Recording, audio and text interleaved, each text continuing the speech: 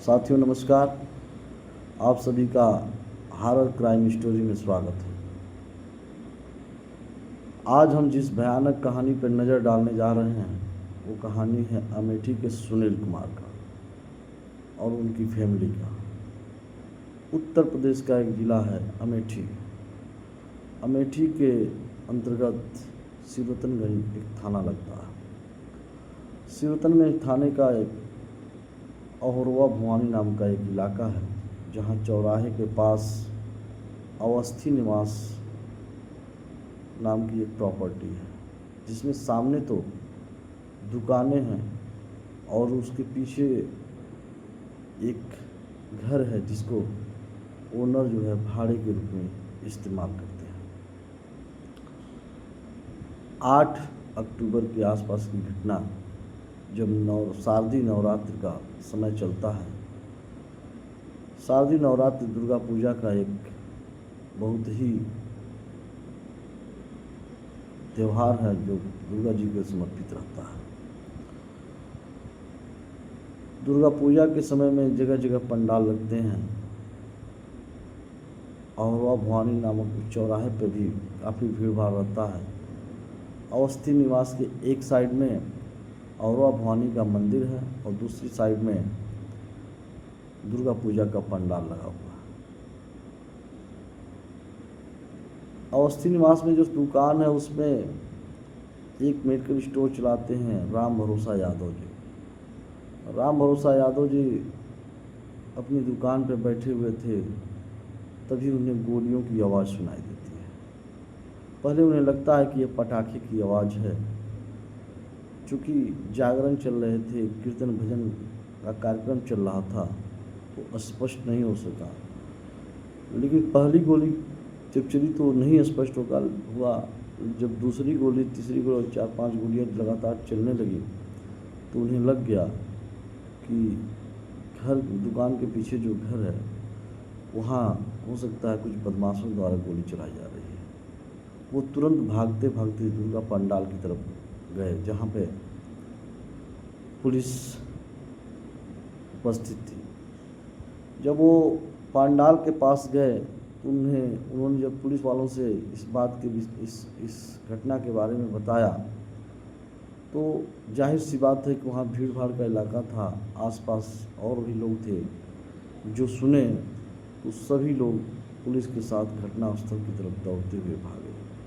लेकिन बहुत ज़्यादा समय तो नहीं लगा, लेकिन फिर भी बदमाशों का कोई सुराग नहीं लगा।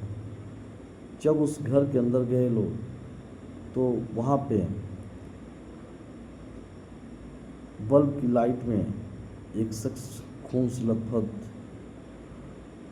गिरे हुए थे और थोड़ी दूर पे एक महिला का भी शव था और 2 बच्चियों का। 4 लोगों की वहाँ पे गोली मार के हत्या किया गया था। लेकिन उसमें सांसें, जो महिला थी उनकी सांसें चल रही थी।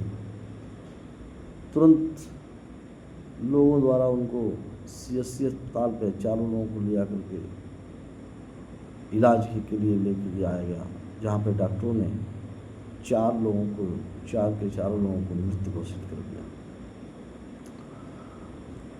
अब घटनास्थल पर जब पुलिस ये देखती है कि आने का तो रास्ता ये पतला सा गली है जहाँ से बदमाश तो निकले नहीं, यहाँ से भागने का कोई रास्ता दिखाई नहीं दिया। घर के अंदर एक ढांचा था, वो शायद शौचालय का ढांचा था, जिस पे चढ़ करके, चूँकि कस्बा वाला इलाका था तो छतें काफ़ी एक दूसरे से सटी हुई थी। उन्हें लगा कि बदमाश इस टॉयलेट के ऊपर से चढ़कर छत पर गए होंगे और छत से दूसरे छतों से छलांग लगा करके भाग गए होंगे। अब पुलिस टीम इन्वेस्टिगेशन करना चालू करती है। लखनऊ से भी STF और लोकल इन्वेस्टिगेशन एजेंसियां लग जाती हैं जांच के लिए। एक टीम पूछताछ करने के लिए सुनील के पिताजी के घर जाती है। वहाँ सुनील के पिताजी मिलते हैं। कहानी को शुरुआत में सुनील के बारे में जानना है, सुनील का बैकग्राउंड जानना भी बड़ा ज़रूरी है। सुनील 2018 बैच में यूपीपी उत्तर प्रदेश पुलिस की वैकेंसी निकली थी, जहाँ पे वो अप्लाई किए थे और उनका उत्तर प्रदेश पुलिस में सिलेक्शन हो गया। उत्तर प्रदेश पुलिस में ड्यूटी करते समय चूँकि सुनील बहुत सीधे साधे और सरल स्वभाव के थे और पुलिस में रहते हुए उनका मन नहीं लग रहा था, तो वो सोच रहे थे कि भाई हमारे लिए ये उत्तर प्रदेश की पुलिस की नौकरी नहीं बनी है। 2018 में यूपीपी में वो भर्ती हो जाते हैं और 2019 में रायबरेली के ही पूनम से उनकी शादी हो जाती है। जब 2019 में पूनम से शादी हो जाती है, फिर उनकी एक बच्ची पैदा होती है और सुनील जो है अपनी ड्यूटी में लगे रहते हैं। इसी बीच 2021 में बेसिक शिक्षा में सहायक अध्यापक की वैकेंसी निकलती है और सुनील वहाँ भी अप्लाई करते हैं और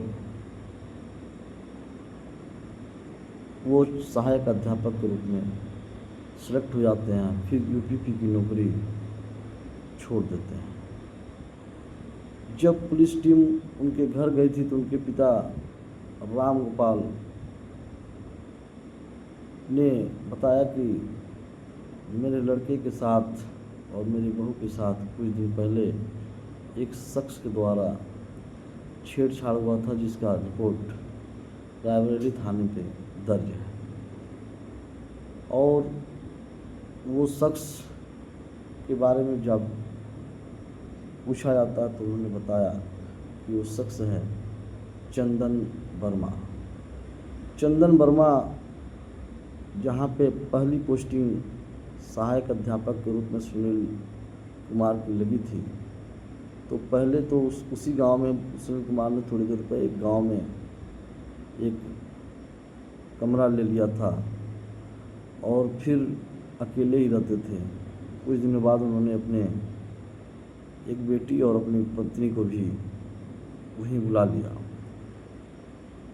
इसी बीच सुनील ने 2 बीघा ज़मीन रजिस्ट्री कराया, जिसमें चंदन वर्मा भी गारंटर बना हुआ था। चंदन वर्मा से उनका एक अच्छा खासा संपर्क हो गया था।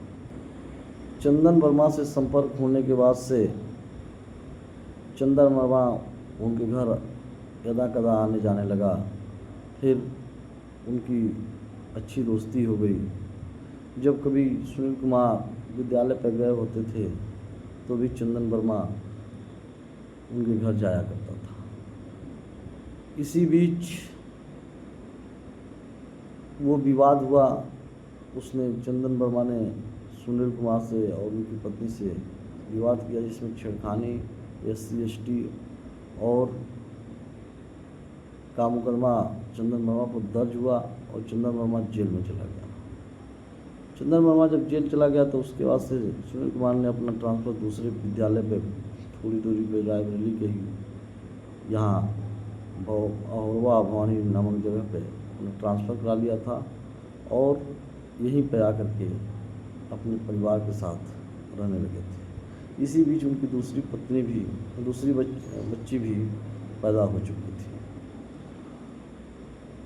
अहोरवा आने के बाद से जब चंदन वर्मा जेल से छूटा तो उसको जो है सुनील का नया ठिकाना पता नहीं था, लेकिन ये उसको पता था कि वो किस विद्यालय पर उसका ट्रांसफ़र हुआ। फिर वो जो है सुनील कुमार की रेकी करता है, उस विद्यालय पर जाता है और उनके पीछे पीछे कई दिनों से प्रयास करते करते उनका घर देख लेता है। जब सुनील कुमार अपने विद्यालय गए और उस दिन जो है त्योहार, तो फिर उसने जो है पूरी तहकीकात करके अपना प्लान बनाया और मुंगेरी कट्टा या का जो भी पिस्टल था उसने उसकी व्यवस्था किया। और जब शारदीय नवरात्रि का 3 अक्टूबर का समय चल रहा था तो वो अपने दूर के रिश्तेदार को वहाँ अपने बुलेट मोटरसाइकिल से लेके जाता है और दर्शन करने का एक बहाना बना करके गाड़ी भी खड़ा कर देता है और फिर जो है वो इनके घर जा कर के घटना का अंजाम देता है और फिर उसी टॉयलेट से ऊपर चढ़ के छत के रास्ते फरार हो जाता है। जब चंदन वर्मा के घर पुलिस जाती है तो वो अपने घर पर मिलता नहीं है, अपने घर पर नहीं रहता। उसके भाई ने कहा कि हाँ, चंदन वर्मा ऐसी घटना को अंजाम दे सकता है। कहानी की जब जांच हुई, जब चंदन वर्मा मिला, चंदन वर्मा जो है दिल्ली भागने की फिराक में था और जब चंदन वर्मा मिला तो उसके निशानदेही पे वो पिस्टल और भी बरामद हुआ। उसने जो घटना बताया, उस घटना के में चंदन वर्मा को पूनम भारती से प्यार हो गया था। पहले दोनों की दोस्ती हुई और दोस्ती के बाद से धीरे धीरे दोनों में प्यार हो गया। फिर चंदन वर्मा ने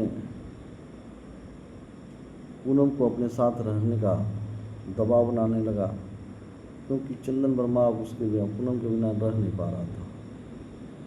इसी बीच इस घटना की जानकारी जब सुनील को हो जाती है तो सुनील अपनी पत्नी को काफ़ी समझाते भी जाते हैं और समझाने बुझाने का असर भी उनकी पत्नी पे होता है। फिर उनको सोशल मीडिया और मोबाइल से ब्लॉक करती हैं और उसका नंबर डिलीट कर देती हैं और फिर वो ट्रांसफ़र हो जाता है, ट्रांसफ़र करा लेते हैं। लेकिन चूँकि चंदन वर्मा जेल में गया था तो उसको ये हो जाता है कि हमारे प्यार को कैसे ठुकरा सकती है और फिर उसने बदला लेने का एक भयानक प्लान बना दिया और उस भयानक प्लान का 3 अक्टूबर को अंजाम देता है। साथियों, उसके बाद से आज पुलिस जांच में वो अपना जुर्म कबूल करता है और आज वो जेल में है। साथियों, इस कहानी को सुनाने का मेरा मकसद किसी के भावनाओं को ठेस पहुंचाना नहीं है और ना ही किसी के संबंध में कुछ बताना है।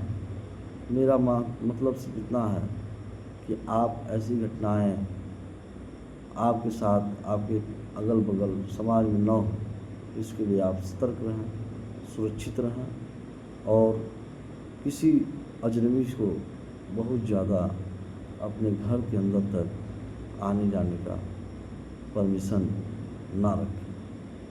साथियों, धन्यवाद। अगर आपको हमारी कहानी अच्छी लगी हो तो इसे लाइक, सब्सक्राइब और शेयर ज़रूर करें। धन्यवाद।